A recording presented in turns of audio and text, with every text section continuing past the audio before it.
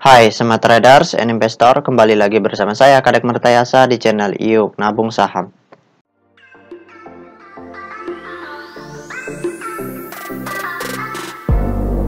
Nah, di episode kali ini kita akan membahas salah satu perusahaan yang direquest oleh LDED, kode sahamnya JPFA, nama perusahaannya yaitu PT Java Convert Indonesia Tbk. Oke, untuk mempersingkat waktu, kita langsung saja cek datanya di aplikasi iPod. Jika Anda menyukai konten-konten kami mengundang Anda untuk mengklik tombol like dan subscribe agar Anda mendapatkan video terbaru kami setiap minggunya. Nah, selanjutnya kita ganti di sini kode sahamnya JPFA. Kemudian kita enter. Nah, kalau kita lihat grafiknya selama setahun terakhir, harga sahamnya pernah menyentuh ke harga tertinggi di harga Rp2.220 per lembar. Kemudian terendahnya sekarang berada di harga Rp1.330 per lembar. Nah, sekarang kita ingin lihat apa yang dilakukan oleh investor besarnya dari tanggal 1 April 2022 sampai dengan tanggal 27 Mei 2022. Selama hampir 2 bulan terakhir ini, apa yang dilakukan oleh investor besarnya? Ketika bulan puasa kemarin pun, banyak investor retail yang berharap harga sahamnya naik karena konsumsi yang meningkat. Tetapi kenyataannya, investor besarnya justru buang barang sehingga harga sahamnya jatuh seperti itu. Jadi kita ingin lihat mereka ngapain seperti itu. Oke, kita cek dulu data broker summary-nya. Kita klik kolom Broksum. Selanjutnya di sini kita ganti kode sahamnya JPFA. Kemudian kita ganti tanggalnya 01/04 atau April sampai dengan tanggal 27 Mei atau 05 2022. Oke, kita show.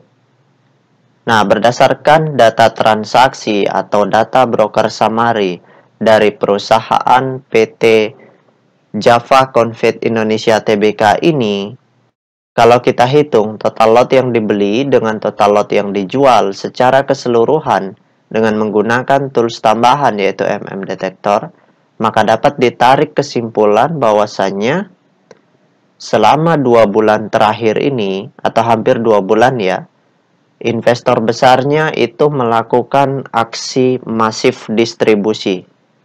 Jadi seperti yang saya katakan tadi, ketika konsumsi meningkat, momen itu dijadikan ajang untuk profit taking dari investor besarnya. Karena mereka tahu retail-retail itu optimis bahwa ketika bulan puasa atau dekat-dekat lebaran, akan banyak investor retail yang berharap harga sahamnya akan naik sehingga banyak yang beli. Gitu. Jadi momen itu dijadikan aksi profit taking bagi investor besarnya sehingga mereka jualan terus, harga sahamnya jatuh sehingga retail-retail banyak yang nyangkut seperti itu. Jadi itulah strategi atau kecerdasan dari investor besarnya melihat peluang itu. Nah, sekarang kita tutup dulu data broker summary-nya. Nah, berikutnya bagi rekan-rekan investor, jika ada yang ingin ditanyakan atau ada yang ingin di-request, silakan komen di kolom komentar. Untuk yang ingin bergabung di grup channel Telegram kami, silakan klik linknya ada di kolom deskripsi. Nah, berikutnya kita bahas tentang data peta kepemilikannya. Nah, berdasarkan hasil riset yang saya lakukan dengan mengumpulkan data-data dari SRO Bursa Efek Indonesia dan data-data dari sekuritas, maka dapat ditarik kesimpulan bahwasannya perusahaan PT Java Convert Indonesia Tbk ini 99,5% sahamnya telah dicetak dalam bentuk scriptless. Nah, dari 99,5% saham yang beredar di publik, kepemilikan investor besarnya di sini sebesar 55,7%. Nah, ini porsi kepemilikan investor besarnya yang sudah cukup berkurang banyak ya. Namun uniknya di sini kerennya, investor semi retailnya juga banyak seperti itu. Nah, sedangkan investor retail di perusahaan ini sangat kecil, yaitu sebesar 7,8%. Nah, ini masih bagus untuk ditradingkan ya. Baik itu trading harian, bulanan, mingguan, seperti itu. Nah, jadi kesimpulannya, karena di sini investor besarnya masif distribusi, maka potensi harga sahamnya jatuh lebih dalam itu besar sekali ketika aksi distribusi mereka terus berlanjut. Namun, ketika mereka mulai akumulasi, nantinya di perdagangan berikutnya, nah maka itu adalah peluang yang baik untuk kita ikut mengumpulkan sahamnya atau membeli sahamnya yang beredar di publik seperti itu. Nah, kemudian untuk peta kepemilikannya di sini kategorinya juga masih cukup bagus untuk trading ya. Kalau untuk investing masih bisa karena retailnya sangat kecil di sini. Jadi ini juga menandakan bahwa perusahaan ini tidak mungkin dibuang ke retail begitu besar. Karena kepentingannya mereka sangat besar di sini.